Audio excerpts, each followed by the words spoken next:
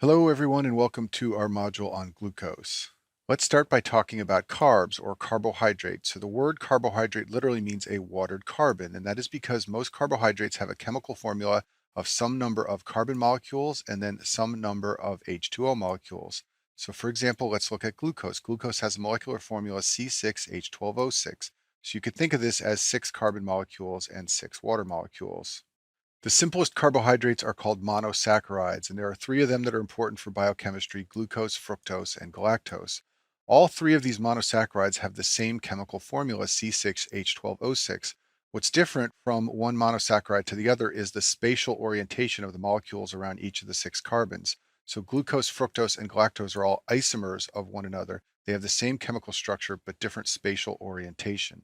Disaccharides are carbohydrates that contain two monosaccharides linked together, and disaccharides are broken down into their monosaccharide constituents in the GI tract. It's the monosaccharides that get absorbed into the blood. The two most important disaccharides for you to know are lactose, which is found in milk. Lactose consists of a galactose and a glucose molecule linked together. I've shown you a picture of that at the bottom of the screen. The enzyme lactase breaks this down, and you may know that some people lack this enzyme and they are called lactose intolerant.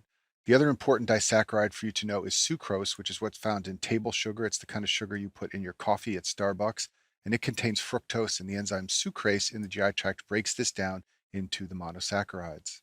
Complex carbohydrates are polysaccharides, so these are polymers of monosaccharides. There are lots and lots of monosaccharides linked together. You may have heard of starch. Starch is a plant polysaccharide that consists of glucose polymers.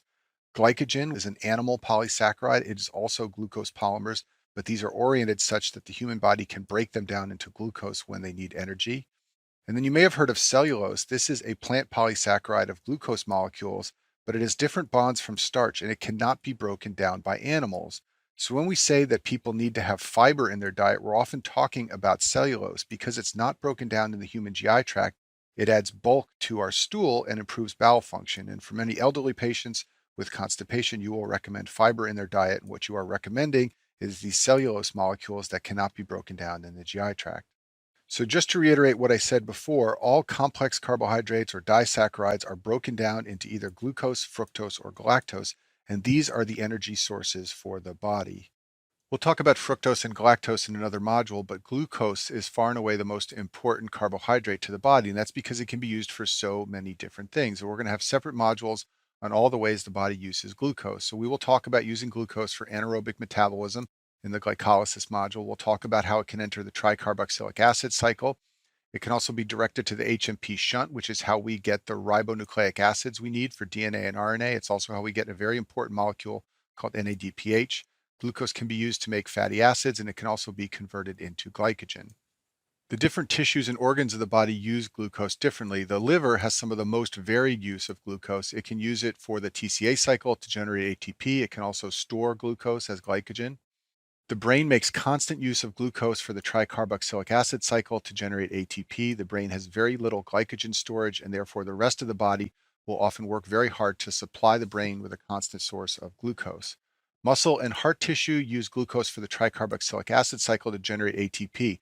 The transport of glucose into these cells is heavily influenced by insulin. So when there's lots of insulin around, they take up more glucose, and they often store glucose as glycogen for later use when there is not glucose readily available. Red blood cells are unique in that they don't have mitochondria. This means they only use glucose for anaerobic metabolism to make ATP. This means they are constantly generating lactate from anaerobic metabolism, and that lactate goes back to the liver and gets converted back into glucose.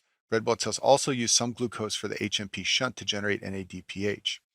Finally, adipose tissue mostly converts glucose to fatty acids, which should be obvious, and like muscle, the uptake of glucose by adipose tissue is heavily influenced by insulin.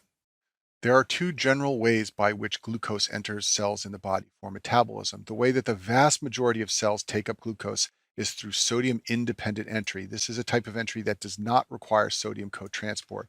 I've drawn a picture of it at the bottom of the screen.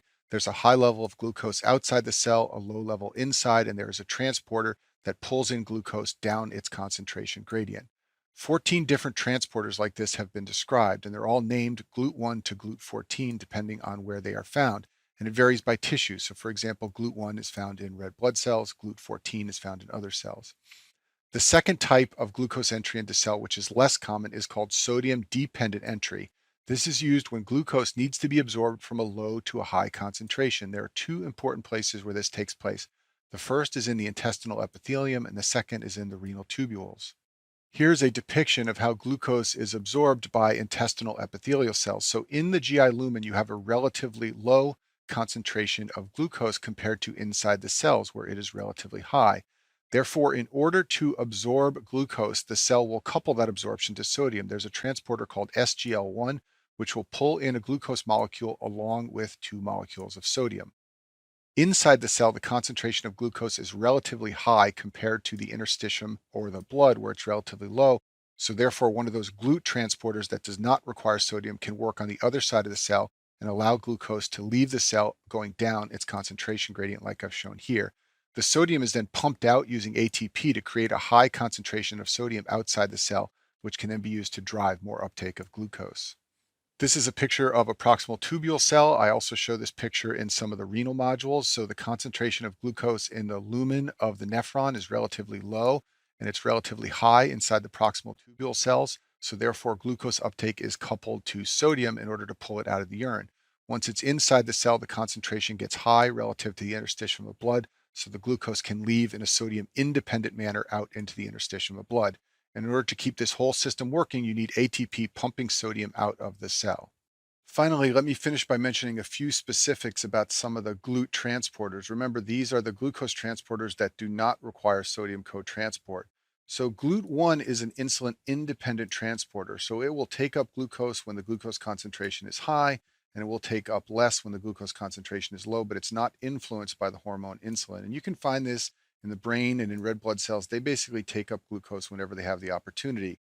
GLUT4 is an insulin dependent transporter, so you will find this in fat tissue and skeletal muscle. And these types of tissues and organs want to take up glucose only when insulin levels are high and then store it as either fat or as glycogen. The GLUT2 transporter is also insulin independent, but it is bidirectional. And this means that it can transport glucose out of cells for gluconeogenesis and for other reasons. So, in the liver and kidney, which are the two organs that can synthesize glucose for the body via gluconeogenesis, they want this bidirectional transporter so they can both take up glucose and also put it back out into the bloodstream when the body needs it. You can find the GLUT2 transporter in the intestine. It carries glucose out of epithelial cells to the portal vein. Here's the slide I showed you a minute ago, and here's the GLUT2 transporter right here, letting glucose go out of the cell and into the interstitium or blood. And then finally, you can also find GLUT2 transporters in the pancreas. And that concludes our module on glucose.